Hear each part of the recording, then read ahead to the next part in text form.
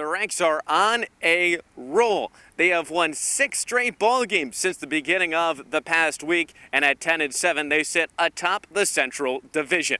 It was difficult to pick the crowned pitcher and player of this week. So many players that could have gotten the honor, but these are the two we settled on. Your crowned pitcher of the week from Talladega College is right-hander Samuel Guadamuz. Guadamuz tossed a 7-inning complete game shutout in the first game of a doubleheader against Springfield on Thursday. He allowed just 2 hits in the ballgame and struck out 6. He was in command of that game all day long. As for your player of the week, from Indiana State, it's Emil Estrella. The outfielder went 6 of 23 on the week, including 2 big 3-run homers. He hit 1 in the first inning against Springfield on Thursday and hit 1 against DuBois County on Sunday, en route to a team-high 9 RBI over the course of the week. Here's what those two had to say about their performances. Well, Emil, 2 first-inning homers across the week, 1 in Springfield, 1 in DuBois County. For that DuBois County one, just squeaked it inside the foul pole. You said you knew it was gone. Yeah, knew it was going off the bat right away. Had a good contact, and it was towards the right direction. Saw it pretty well coming off the bat. Just a good at bat. You mentioned the 3 guys ahead of you. You've got 9 RBI. They've been getting on base ahead of you. What's it like having those 3 above you consistently on base? For us, it's pretty good. For other teams, it's, kind of bad, I think, especially yesterday there was a situation, I think, if I'm not wrong, about the third inning when Polanco hit his home run, where it was cloudy on first base and Polanco was ahead in the count. They have a tough decision to make. They cannot walk Polanco and then face me with two runners on base. They have to pitch to him. And if they don't, then they're gonna have to face me with two base runners in the bases. And this offense has been firing over the last 6 games that you've won all 6 of them. I guess what's changed to get this consistency out of the bats this past week?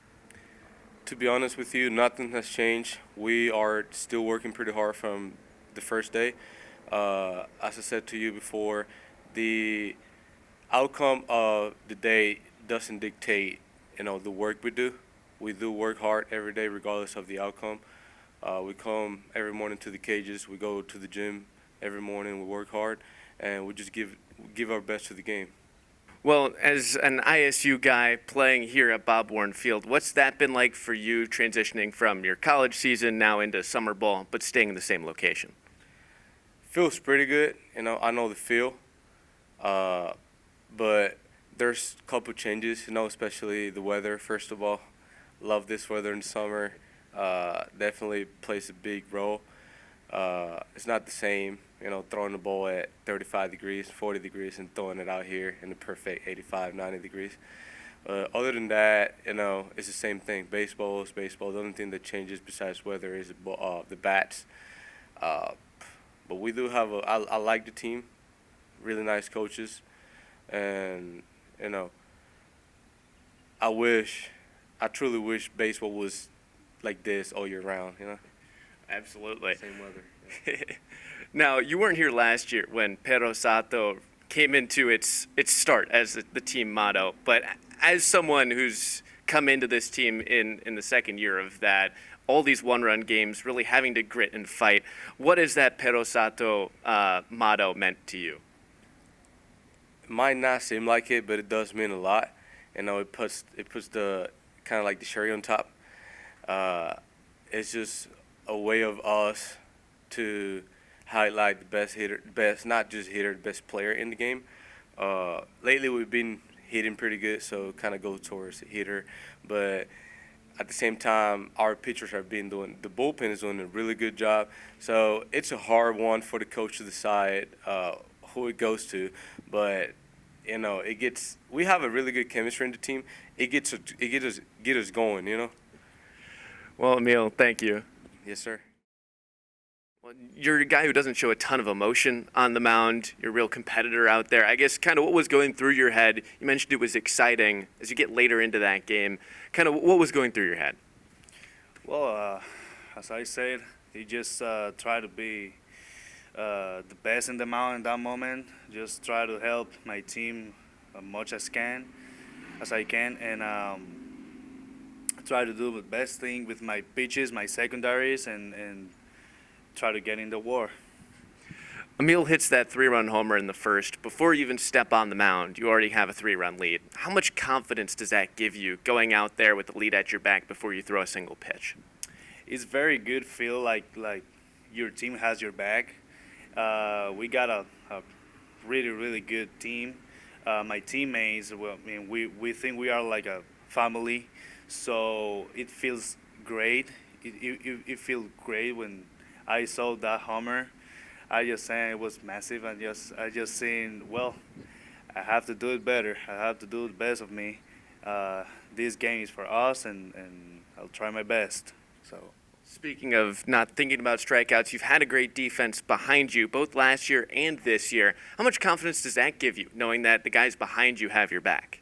Well, having guys behind my back, I mean, it's amazing getting a team like this. It's just, I mean, it's a lot of confidence for me in the mound. Just the confidence that I can throw any pitch, and I know my team have my back, so it just feels great.